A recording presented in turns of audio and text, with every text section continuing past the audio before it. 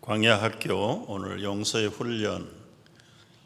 다윗이 광야대학을 입학해서 졸업할 때까지 무려 10년이라는 세월이 걸렸습니다. 현대 우리 대학 교육의 제도하고 거의 기간이 맞습니다. 칼리지 4년, 또 석사 마스터 코스 2년, 그리고 이제 박사 학위에 들어가면 빨라야 4년, 5년, 6년이 걸립니다. 그래서 보통 박사 학위를 받기까지는 10년이 넘어 걸려야 자기 전문 분야의 권위자가 될 수 있습니다. 세상에서는 이것을 1만 시간의 법칙이라고 말합니다. 여러분이 10년 동안 여러분의 전공에 집중하고 몰두하고 체계적으로 조직적으로 훈련하면 여러분의 전공 분야의 권위자가 될 수 있습니다. 저는 목사로서 늘 기도해요. 우리 많은 성도들, 특별히 성장해 가는 우리 자녀들 가운데 1만 시간의 주인공들이 많이 나올 수 있기를 축복합니다. 아멘 하셔야 됩니다. 단순히 세월만 10년 보냈다고 분야의 권위자가 되는 건 아닙니다. 남들이 하지 못했던 정말 뼈를 깎는 그 아픔과 그 모든 집중력을 다 투자할 때 같은 분야지만 거기에서 발돋움을 할 수 있는 것이 1만 시간의 법칙이고, 다윗을 광야 학교에 입학시킨 하나님의 목표인 것입니다. 하나님은 사울 왕을 이스라엘의 신정 국가의 초대 왕으로 세웠습니다. 그러나 사울 왕은 인본주의로 하나님의 나라를 다스려서 하나님의 눈밖에 났어요. 그래서 이미 폐위를 선고했습니다. 그리고 내면적으로 한 15살쯤 되는 목동 출신 다윗에게 차기 왕으로 기름을 부어서 준비시켜 놓았습니다. 사람을 선정해 놓은 겁니다.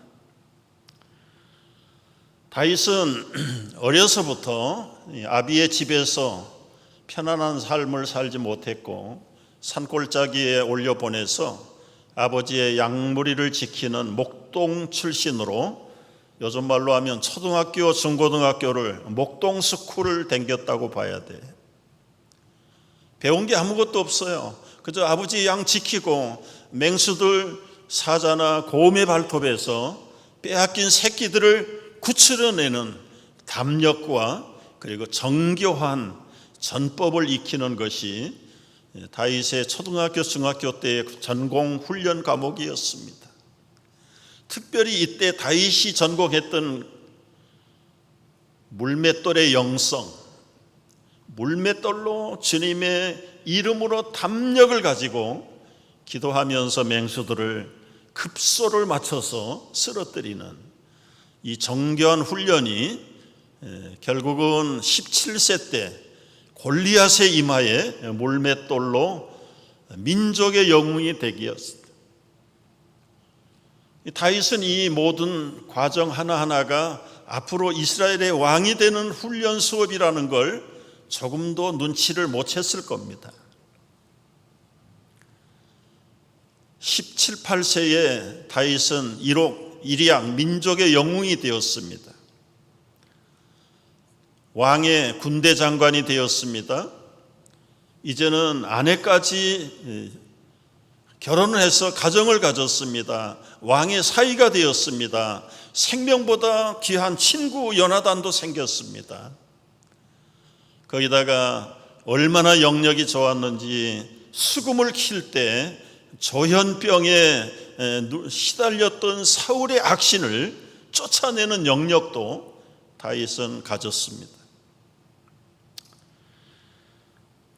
그러나 어느 날 갑자기 사울의 추격을 받아서 다윗은 가정을 떠나고 집을 떠나고 아비의 집을 떠나고 친구를 떠나서 광야의 대학에 입학을 하게 됩니다. 개인 교수입니다. 다윗의 개인 교수가 누군지 아십니까? 조현병을 앓고 있는 사울이 10년 동안 다윗의 특별한 레슨 교수였어요. 10년 동안의 광야 대학을 주로 이제 3학기로 나눠요. 한 학기씩을 마스터하는데 보통 2년에서 3년씩 걸렸습니다. 다윗의 1학년 수업 과정은 홀로 서기예요. 주님만 의지하는 훈련이에요. 여러분, 이 사무엘상이 31장까지 있어요. 그런데 18장부터 31장까지는 다윗이 계속 도망다니는 겁니다. 사울의 추격을 피해서 피신하고 도피하고 이동하는 훈련, 그것도 혼자 하나님만 바라보면서. 이게 1학년 때 광야대학교에서 다윗이 겪었던 전공 과목입니다. 주님의 날개 밑에 피하는 훈련. 생명이 없습니다. 인적이 없습니다. 의지할 사람도 없고 얘기할 사람도 없는 빈들에서, 그 광무지에서, 그 동굴에서 다윗은 오로지 하나님만이 그의 상대자가 되었어요. 울기도 많이 울었습니다. 이때에 다윗이 일기를 써놓은 게 있어요. 시편 56편, 34편, 많습니다. 70편 정도가 다윗이 이 훈련 기간에 써놓은 것들입니다. 시편 56편 8절을 보면은 이런 기록이 있어요. 주는 나의 슬픔을 아십니다. 내 눈물을 얼마나 많이 흘렸는지 주의 병에 담아주소서. 내 눈물이 주의 책에 기록되어 있지 않습니까? 내가 하나님을 의지하였은즉 두려워하지 않습니다. 이제는 어떤 사람도 내게는 무섭지 않습니다. 34편 12절을 보면은, 여러분, 이 34편은 그 블레셋 왕 앞에서 자기 신분이 탄로 났을 때 미친 사람 흉내를 내다가 쫓겨났다. 돌이켜보면 얼마나 창피했을까요? 자기 자신이. 자기 목숨 하나 살겠다고 그 미친 사람 흉내를 내다가 그것도 쫓겨났으니까. 그때를 생각하면서 회개하는 거예요. 생명을 사모하고 연수를 사랑하며 복받기를 원하는 사람이 누구냐? 내 혀를 악에서 금하고 내 입술을 거짓말해서 금할지어다. 자기의 꼼수 부려가지고 위기를 모면하려고 했던 자신이 얼마나 부끄러운가. 이 모든 악을 버리고 선을 행하며 화평을 따를지어다. 평강을 주시는 하나님만 바라보겠다는 회개의 고백이기도 합니다. 18절에 보면은 결국 깨달은 것이 여호와는 마음이 상한 자를 가까이 하시고 충심으로 통회하는 자를 구원하신다는 이 하나님의 유일한 승법을 광야에서 다윗은 발견하게 되었던 것입니다. 이제는 다윗이 홀로 섰을 때 그때 400명의 새 가족을 갖다 맡깁니다.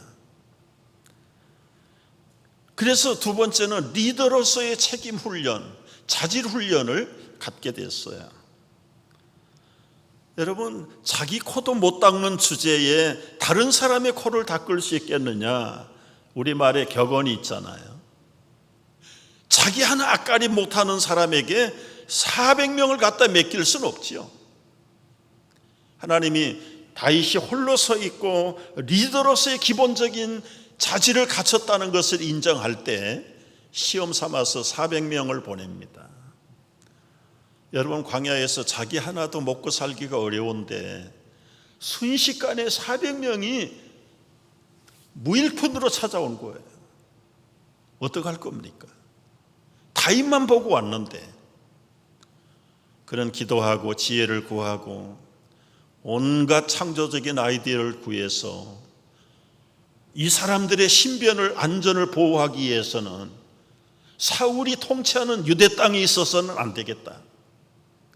이 사람들은 다 사울하고 금이 간 사람들이에요. 억울함을 당한 사람들, 세금 많이 내라고 해가지고 반역한 사람들, 그리고는 원통한 일을 당한 사람들, 사울 왕의 리더십을 싫어하고 이제는 다윗에게 쫓아온 사람들입니다. 그러니까 이들도 거의 2급 수배자들이나 마찬가지예요. 다윗은 리더로서 이 사람들의 안전을 위해서 아이디어를 만들었어요. 가깝지도 않은 먼 이국 땅, 모압 땅으로 망명을 계획합니다. 그리고 400명을 데리고 모압 땅에 망명을 했어요. 거기는 사울의 통치력이 미치지 못하는 곳이에요. 거기서 그들의 안전을 보장하고 숙식 문제를 해결하고 어느 정도 이제 자립할 수 있는 모든 물건들을 준비해 가지고 일정한 기간이 지난 다음에 다시 유대 땅으로 돌아옵니다. 헤레스풀이라고 하는 것에 숨어서 지내는데 어떤 사람이 와서 다윗에게 보고를 해요. 주군님이요, 지금 저 그일라 땅에 타작마당이 블레셋 군대들에게 약탈을 당했답니다. 우리가 가서 구원해 줘야 됩니다. 다윗은 속으로 생각을 해볼 수 있을 것. 나는 지금 수배자인데 이 국가의 백성들의 안녕을 책임질 사람은 사울 왕인데, 사울 왕은 지금 국민들의 안전을 보호하기는커녕 다윗을 잡지 못해서 거기에 미쳐가지고 국사를 돌아보지 않는 그 무책임한 사울의 책임을 내가 왜 감당할 수 있어? 나하고는 관계없어. 사울의 부하들은 그런 명분을 내세워서 싸우러 가기 싫다는 거예요. 자기만을 위하는 부하들의 당연한 마음이 있죠. 그러나 리더인 다윗의 마음은 넓어졌어요. 하나님께 2번 기도했습니다. 하나님, 이 블레셋과의 싸움을 나갈까요 말까요? 하나님께서 나가라, 내가 너와 함께한다. 그래서 가서 그 빼앗긴 타작마당에 1년 농사를 다 빼앗겼는데 다시 찾아와. 가축들도 찾아왔어. 그일라 백성들은 다윗이 생명의 은인이에요. 만약에 가서 빼앗아 주지 않았더라면 앞으로 1년 동안 쫄딱 굶어서 죽을 판이에요. 그런데 여러분, 생명의 은인에게 돌아오는 보상은 무엇일까요? 우리 리더들이 늘 가져야 될 마음 자세입니다. 내가 생명을 내대고 가서 구출했는데, 이 나라의 물질을 다 찾아왔는데 보상은커녕 사울에게 신고당합니다. 여기 도망자 다윗이 있습니다. 그일라 백성이 가서 신고했어요. 사울이 그 보고를 받고 군대들을 이끌고 지금 그일라 성에 있는 다윗을 추격해 왔어요. 여러분, 추격하는 사울, 다윗의 생명의 은인이죠. 골리앗에게 사울 왕의 생명을 사실은 다윗이 살려준 셈이죠. 그런데 사울에게 다윗에게 베푸는 보상이 고작 그의 목숨을 찾는 것입니까? 이게 세상의 원리입니다. 여러분, 우리가 앞으로 한 2시간 더 이 도망 광야의 학교를 공부해야 되는 이유가 있어요. 이것은 과거의 다윗의 이야기 무용담이 아닙니다.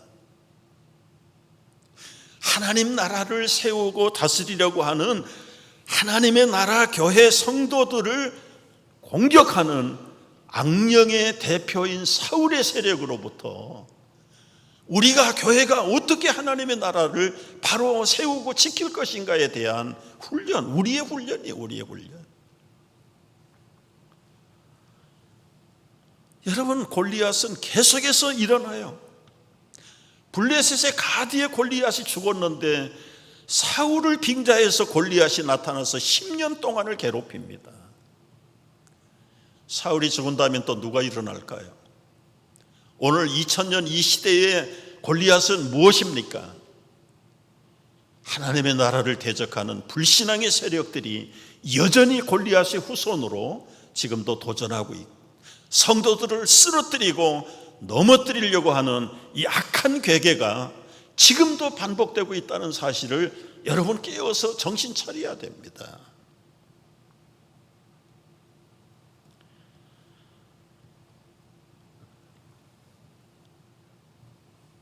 그 일라에 포위되어 있는 다윗, 이제 어떡하죠?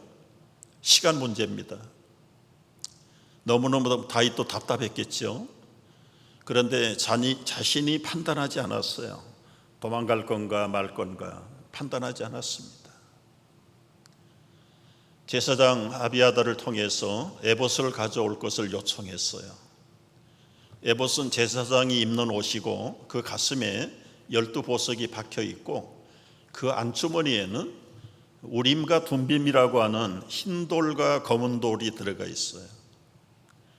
그래서 제사장들이 하나님의 뜻이 무엇인지 모를 때 손을 넣어서 제비뽑기를 하는 겁니다. 이게 우림과 둠빔, 그 에봇 속에 감춰진 하나님의 뜻을 아는 그 당시의 도구였어요. 다윗이 기도하는데 두 가지. 하나님, 분명하게 코로나 기침이 아니니까 안심하십시오. 사울이 추격해 올 겁니까?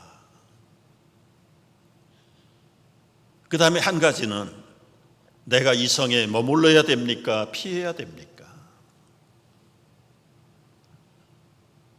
그게 지금 여기 그대로 나와 있는 거예요. 한번 읽어볼까요? 다 같이. 다윗이 이르되 이스라엘 하나님 여호와여, 사울이 나 때문에 이 성읍을 쑥대밭으로 멸하려고 그 일라에 내려오기를 꾀한다 함을 주의 종이 분명히 들었나이다. 그 일라 사람들이 나를 그의 손에 넘기겠나이까? 주의 종의 들은 대로 사울이 내려오겠나이까? 이 사울은 다윗은 얼핏 보면 자기 목숨의 안전을 위해서 기도하는 것처럼 우리가 이해가 되는데 그게 아니에요. 아까 가로 열고 쑥대밭처럼 그것은 현대인 성경에 그렇게 돼 있어요. 다윗 하나를 숨겨줘서 찾아내지 못한다고 3,000명의 군사를 끌고 와가지고 그 옛날 성읍이라고 해봐야 얼마나 크겠습니까? 이 잡듯이 뒤진다고 이 집 저 집 댕기면서 다 들쳐놓고 뒤집어 엎어놓으면 그 성이 완전히 쑥대밭 되는 겁니다. 이제 겨우 블레셋에게 빼앗긴 그 물건들을 되찾아와서 안정해 가려고 하는 그 그일라 백성들이 다윗 자기 한 사람 때문에 성읍 전체가 다 폐허가 되어버린다면 그게 옳은 일입니까? 내가 이래도 여기에 피신하지 않고 있어야 됩니까? 정말 이런 사울이 내려옵니까? 에봇을 통해서 하나님께서 말씀하셨잖아요. 분명히 사울이 간다. 지금 포위했어요. 위기일발입니다. 시간 문제입니다. 다윗은 피하지 않았어요. 그야말로 도간에 든 쥐가 됐어요. 어떻게 해야 됩니까? 다윗은 하나님만 바라보자. 그때 하나님이 비상카드를 꺼냈어요. 사울의 전령 하나를 보냈습니다. 왕이여, 지금 블레셋이 쳐들어왔습니다. 허겁지겁 사울은 명령을 내려서 3,000명의 용사들에게 가자. 우선 급한 게 블레셋을 막아야 된다. 그리고는 도간에 들었던 그 다윗과 일행을 놔두고 전쟁터로 나가버렸어요. 여러분, 여기서 우리는 한번 하나님의 인도하시는 방법을 한번 생각을 해보세요. 여러분이 지금 무엇에 포위를 당하고 있습니까? 질병에 포위를 당하고 있습니까? 경제적인 압박을 받고 있습니까? 때로는 가까운 사람들의 가족관계의 불화를 통해서 호흡하기가 곤란합니까? 우리 힘으로는 감당할 길이 없습니다. 사면이 다 막혀 있어도 뚫린 것은 하늘로 하나님만 뚫려 있다는 사실을 기억하십시오. 다윗은 광야 학교에서 이거 배운 거예요. 어떤 상황, 어떤 형편 속에서도 사람의 지혜, 사람의 방법 생각하지 않고 하나님이 원하시는 대로 죽어서라도 그게 하나님의 영광이라면 도망가기를 포기하고 잡히기를 그런데 하나님은 알아서 처리하셨어요. 어떻게 보면 무책임하지만 하나님에게 맡긴 사람들은 때로는 무책임이 보일 수 있어요. 대안도 없고 방법도 대책이 없고. 그런데도 그런 사람 보십시오. 하나님이 책임지시고 때로는 피할 것을 내시고 필요한 것을 공급하시는 줄을 믿으시기 바랍니다. 다윗의 넉넉한 마음이죠. 그 그일라 성이 보호를 받기를 위해서 이 넉넉한 리더의 마음. 여러분, 이것이 다윗이 무슨 40대 50대 가졌던 행동이 아니에요. 20살 겨우 20살 지났을 때예요. 이것이 장차 앞으로 왕의 훈련을 하고 있다는 것 다윗은 몰랐을 겁니다. 좋은 글들을 보내주는 분들이 많이 있어요. 어젯밤에 받은 글을 하나 제가 오늘 나누려고 올렸습니다. 주는 것이 행복하다, 이런 제목인데요. 어떤 청년이 길을 가는데 집 앞에서 열심히 자전거를 닦고 있어요.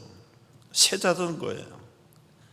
지나가던 소년이 부러운 듯이 쳐다보고 있습니다.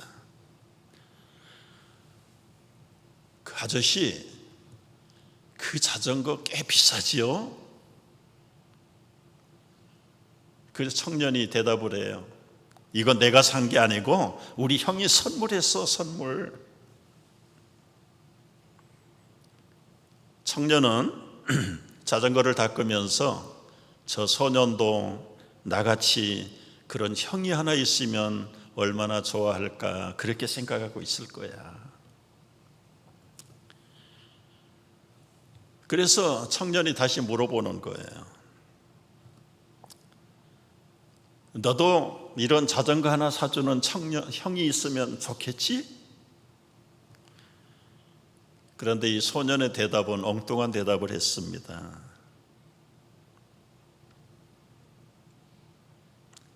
아니요.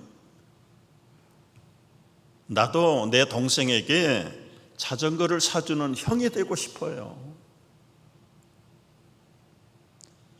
여러분, 모든 사람들은 다 받으려고 하는 욕심만 있지 나누려는 사람이 거의 없습니다. 이게 형의 진정한 마음이잖아요. 이게 아비의 마음이잖아요. 이게 예수님의 마음이잖아요. 이게 다윗이 가져야 되는 마음이고 성도들이 가져야 될 예수님의 마음이잖아요. 나도 내 동생에게 자전거 하나 사주고 싶은 형이 되고 싶어요. 내 동생은 몸이 약해서 조금만 걸어도 숨을 헐떡거리고 걷지를 못해요. 그런데 나는 돈이 없어요. 여러분, 비록 나는 가진 게 없지만, 나는 능력이 없지만, 그래도 윗사람들은, 리더들은 나눠주고 싶은 마음을 가져야 되는 거예요.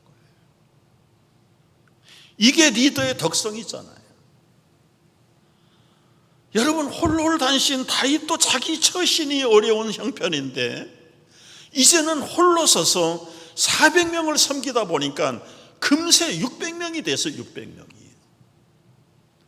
앞으로 이 600명은 계속해서 불어날 겁니다. 마침내는 온 나라를 다윗에게 갖다가 맡길 것이에요.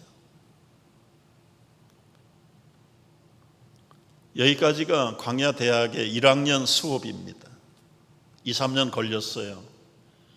이제 오늘 2학년 수업이 시작됩니다. 수업 과목은 용서의 훈련이에요.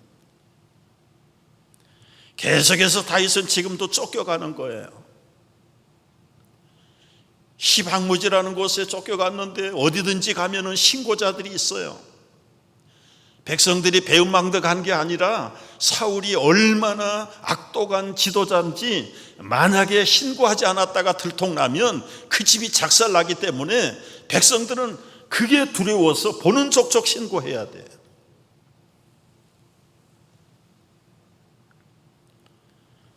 식광야에서도 신고를 당하고 불안해서 마온 광야라는 곳으로 옮겨갑니다.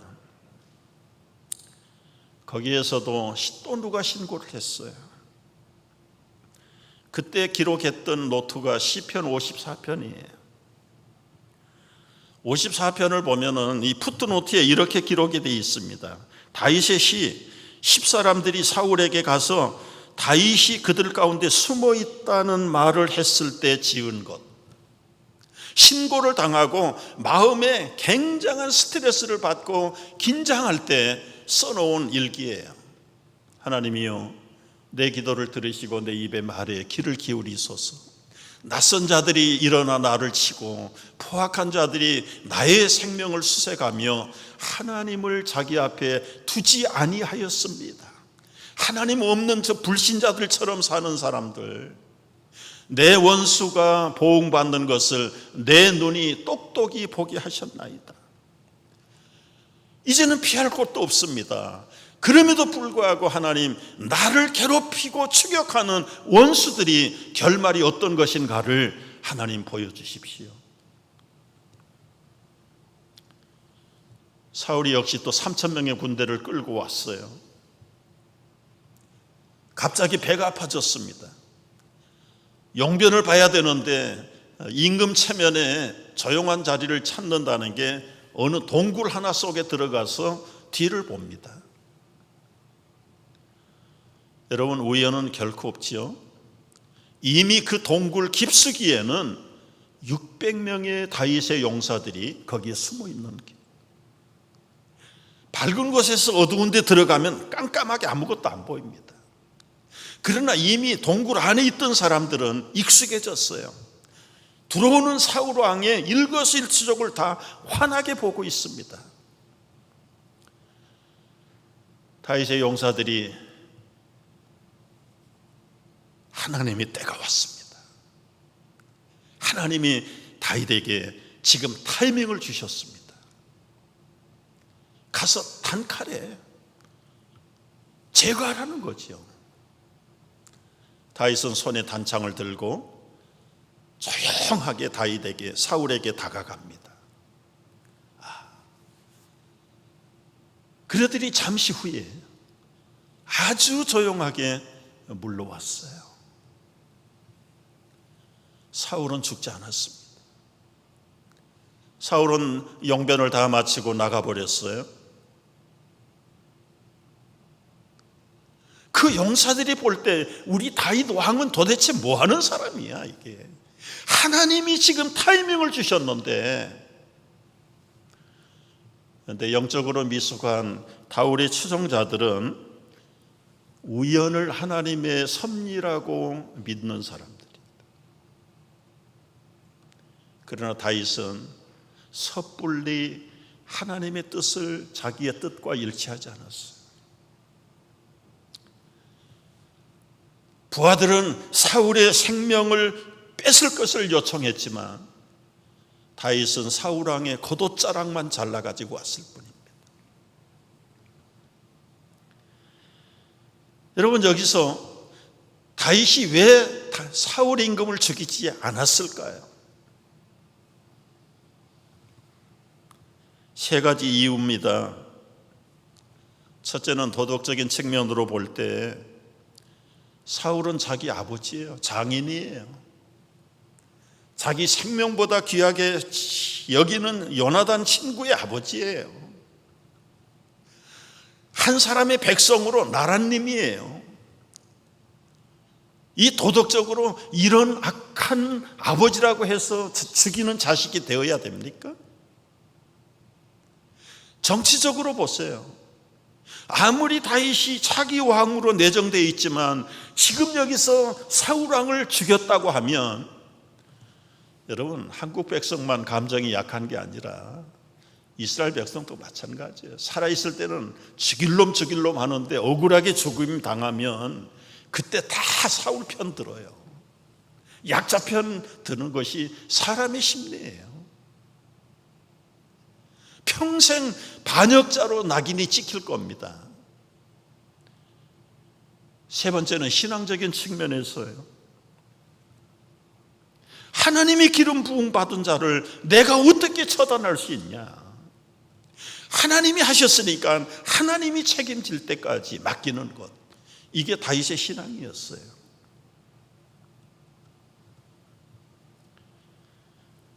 여러분, 결과는 하나님이 사울 왕을 용서하잖아요. 옷자락을 들고 가서, 아버지, 이 옷자락을 보십시오. 사울이 보니까 자기 옷자락이 잘라져 나가 있습니다. 내가 당신을 아버지로 어떻게 죽입니까? 내가 왕에게 무슨 잘못을 했습니까?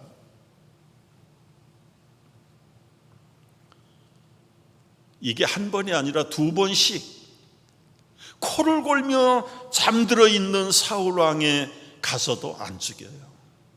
그 머리맡에 있는 물병하고 몇 가지 증거품만 가지고 돌아옵니다. 끝까지 사울을 양심의 회복을 바라는 다윗의 마음. 여러분, 이것이 도덕적으로나 정치적으로나 신앙적으로 마땅히 그래야 되지요. 근데 우리 성도들이 또 그렇게 처세를 해야 되는데, 그놈의 참지 못하는 성질머리 때문에 못 참아요. 우리 교회에서도 미팅을 해보면 꼭 한두 사람은 그 고약한 성질머리 때문에 아주 분위기를 망치는 경우가 있어요. 여러분이 성질머리를 한번 분석을 해봐야 돼요. 도대체 이 성질머리가 뭡니까? 이 성질머리는 우리 신앙을 결정적으로 좀먹는 원수의 원수, 우리 육체의 소욕이에요. 타락한 육체의 본능이 성질머리입니다. 여러분, 보통 사람이 가족을 죽이고 사람을 죽이는 게 이게 상식입니까? 도덕적으로나 이성적으로나 양심적으로나 죽일 수 없는데 살인의 이유, 성질머리 때문에 순간을 참지 못하고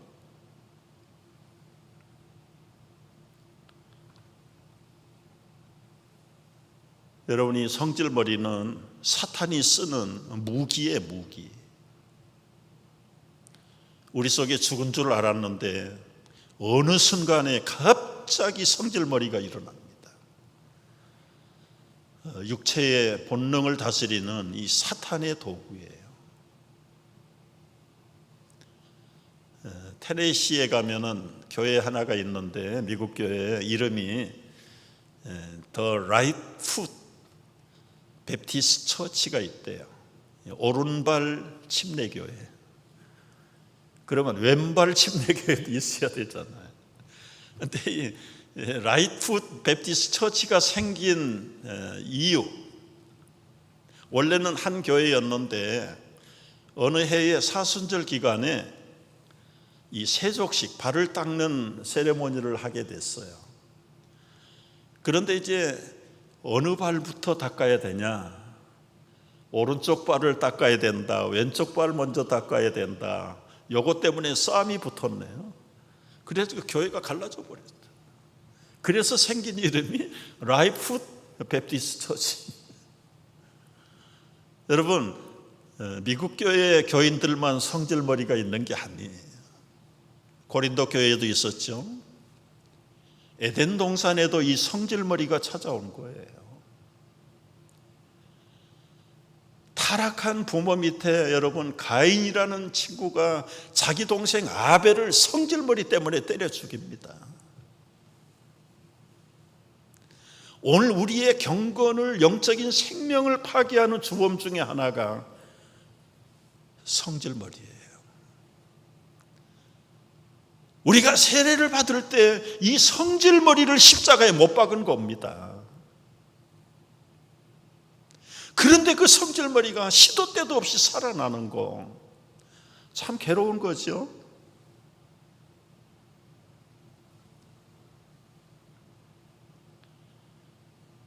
억울합니까? 분합니까? 여러분 행동으로 옮기지 마세요. 성질머리대로 따라가지 마십시오. 정말 못 참겠으면 다윗처럼 가서 증거품만 잘라가지고 오세요. 링컨 대통령이 정적이 많았대죠. 온갖 저주를 하고 욕설을 하고 비방을 하는데 앞에서는 태연한 척해도 집에 돌아오면 막 성질이 나가지고 못 견디는 거예요. 그래서 편지를 쓴 거예요.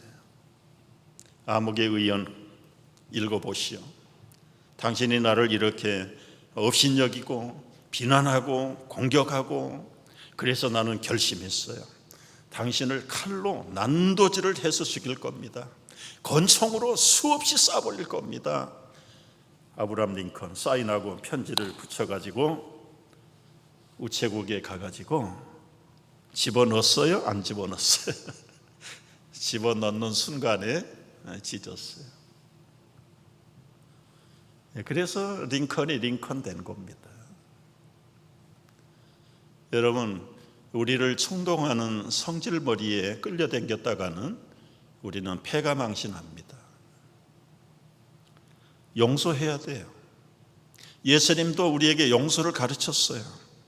마태복음 18장 21절에 만일 내 형제가 죄를 범하거든 경고하고 회개하거든 용서하라. 만일 하루에 7번이라도 내게 죄를 짓고 7번 내게 돌아와서 회개하노라 하거든 너는 용서하라. 근데 여기서 용서하는 것은 하나의 조건이 있어요. 회개하면 용서하라. 회개하면 용서하라 그랬지. 그런데 그 왼수가 회개합니까? 안 하죠. 안 해요. 그런데 예수님 가르치기는 이렇게 가르치셨지만 십자가에 달리셨을 때 하시던 기도 여러분 기억하시죠? 아버지요, 저들을 용서하여 주옵소서. 저들이 하는 짓을 모르고 했습니다. 회개하지 않는 자기를 핍박하고 십자가에 매달았던 그 원수들을 조건 없이 용서하시는 분이 주님이세요. 여러분, 용서는 상대방을 용서하는 게 아니에요. 나를 용서하는 겁니다. 용서는 나를 풀어버리는 거예요. 용서하지 않는 사람은 이미 그 원수 앞에 묶여 있어요. 그래서 잠도 못 자지요, 입맛도 없지요, 식욕이 떨어지지요, 스트레스 받지요, 나중에는 여기저기 아프지요, 결국은 암 걸립니다. 암 걸려요. 그 용서는 나로부터 해방되는 거예요. 그리고 세컨 다른 사람을 용서하는 거예요. 우리 새생활 세미나에서 용서 훈련이라는 과목이 있어요. 거기에 기초를 보면은 첫째는 죄를 이해해서 죄를 미워하고 사람을 미워하지 마라. 두 번째는 범죄자를 하나님의 도구로 보라. 10년 동안 그 악한 사울이 다윗을 성군되게 만들어가는 리더입니다. 리더. 트레이너가 된 거예요. 트레이너. 심판자는 하나님 한 분밖에 없다. 내가 옳다 그르다고 판단하면 안 된다. 네 번째는 성숙시키시는 하나님의 뜻을 발견하라. 여러분, 팽이는 때리면 때릴수록 돌고 제자리에 서 있는 것처럼, 다섯 번째는 주께서 나를 용서하신 것 같이 용서하라. 이런 기본적인 용서의 개념을 가지고 용서하라는 거예요. 용서하라. 용서하지 못하면 결과가 어떻게 되는가? 육체적으로는 여러분, 불면증, 식욕부진, 스트레스, 말씀드린 대로 혈압이 올라가고 모든 질병의 근원이 이 용서하지 못할 때 나타나는 육체의 반응입니다. 영적인 결과는 어떻게 됩니까? 하나님의 사랑을 체험할 기회가 없어요. 작은 자라도 한번 용서해 보세요. 날아갈 것 같아요. 날아갈 것 같아요. 날개를 달고 그냥 하늘을 나는 기분이에요. 나로부터, 그리고 관계자들로부터 자유하고 주님 앞에서 자유하는 거예요.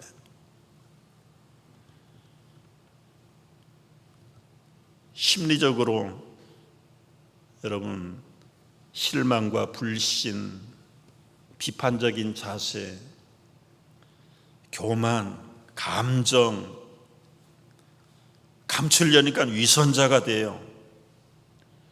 눈만 감으면 그게 생각나는데 무슨 창조적인 아이디어가 떠오릅니까? 내가 망하는 거예요. 이 한 주간 여러분, 용서할 사람이 있습니까? 회개하지 않아도 용서하세요. 그리고 나로부터 먼저 자유하세요. 마지막 요셉을 생각해 보세요. 인신매매 해가지고 아버지 속이고 없애버렸. 한 10년쯤 지난 다음에 그 형들이 요셉 앞에 섰지요. 이제 신분이 탄로났습니다. 자기들이 10년 전에 팔아버렸던 그 요셉이 지금 총리 대신이 돼 있어요. 부들부들 떨고 오늘 우리는 다 죽었다, 다 죽었다. 그때 요셉이 얘기해요. 형들이요, 두려워하지 마세요. 하나님이 형들을 이용해서 오늘 요셉을 예비하셨습니다. 그 한 민족, 이스라엘 민족의 조상들이 됐어요. 만약에 요셉이 칼을 갈아서 그 형들을 다 목을 뱉더라면 이스라엘 민족은 없어졌어요. 여러분, 용서는 창조를 일으키고 미움은 피차의 멸망을 가져와요. 우리가 광야 학교에서 다윗의 용서를 한 주간 훈련하시고 기쁨을 회복하고 다음 주일 돌아올 수 있게 되기를 주의 이름으로 축복합니다. 기도하겠습니다.